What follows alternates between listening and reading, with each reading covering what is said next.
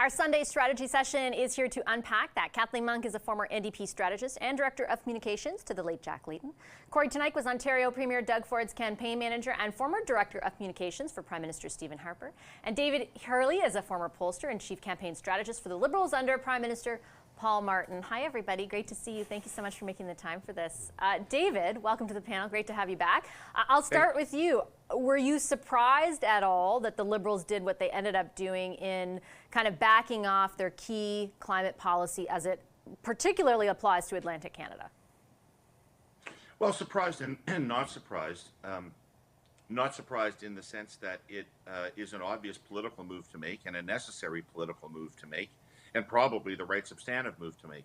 Somewhat surprising because, it was unclear whether the government was going to have the nimbleness to accept any variations to its climate policy, or whether it was going to be rigid about it. It was starting to appear they were going to be rigid. But now I think they've got the message that they're in an unelectable situation, and that Atlantic Canada was particularly acute. But I frankly think this is just the first of many shoes to drop. I actually don't think policy of help only for Atlantic Canada and only for people on home heating oil is sustainable. So I think that this is just the first of a lot of shaving off the edge of the carbon tax. Kathleen, do you think that's true? Do you think basically this is kind of the first shoe to drop and then they're going to have to make other carve-outs as things proceed just because of the impact it is having on affordability? Yeah, but I think, you wouldn't see the Liberals making this move now.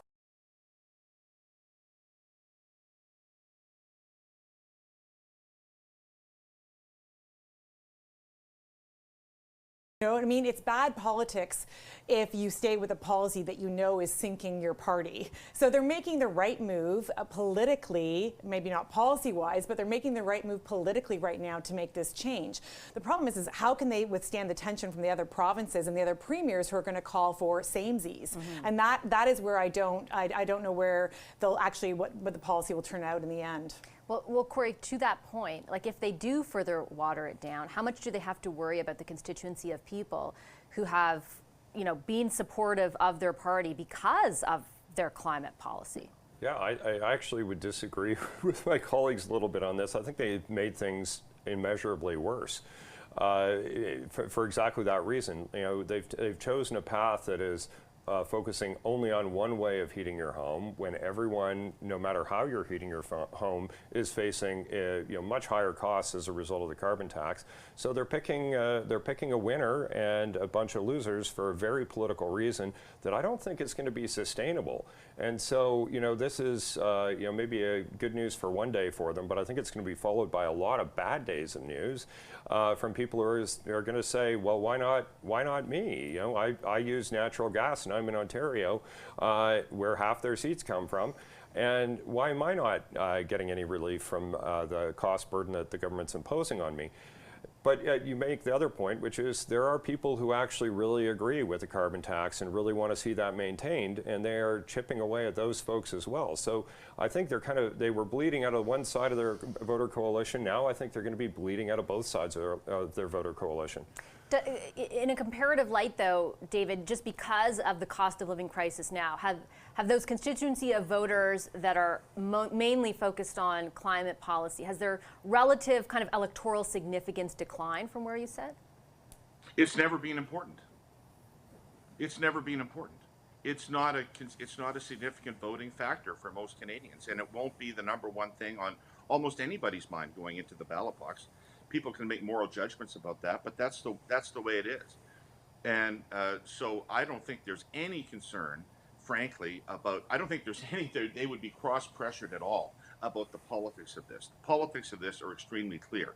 The question, as Corey says, is how are they going to extend this out? Corey knows that sometimes when you need to turn a government around on a big policy mistake it's made, it takes a little bit of time to do that, and you have to chip away at it. And I think that there's actually a reasonable supposition the carbon tax itself is off the table by the time of the next election. That's a very consequential statement. But they've done things like that in the past. But let me ask you, because but I think just to circle back to David's original point too, they have been very rigid. I can't tell you how many interviews I've done since the cost of living crisis started, like let's say 18 months ago with the environment minister, and asked, would you even consider a pause in any way or a carve out in any way because of what you're hearing? And they have really said for months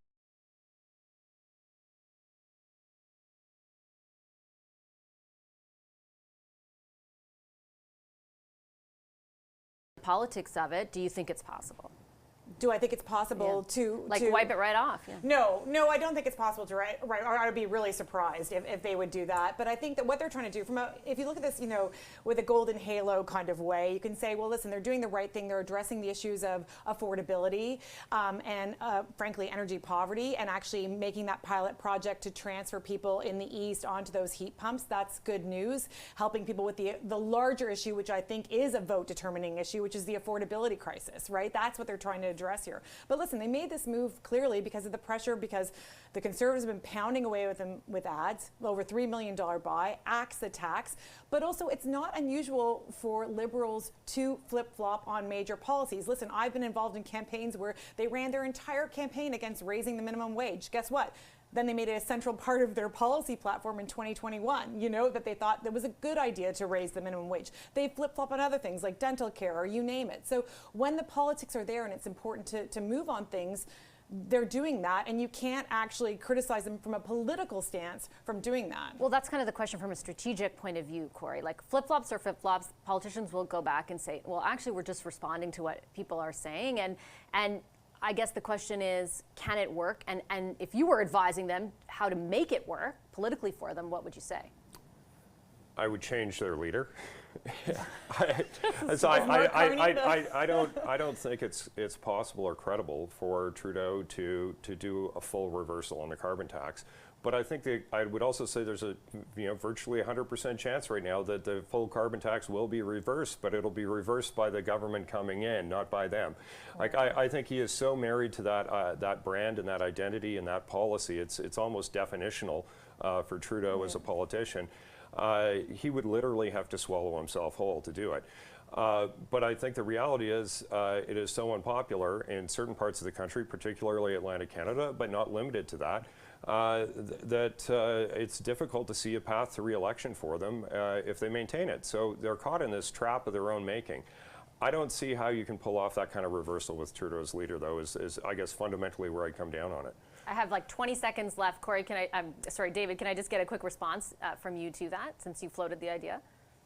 Well, I do think that everybody who cares about the environment understands what Corey just said, which is the carbon tax is going to disappear one way or another.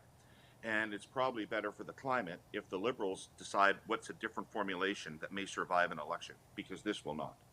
Okay, on that note, I'll leave it there. Thank you so much, everyone. David Hurley, Corey Tenike, and Kathleen Monk. Really appreciate it.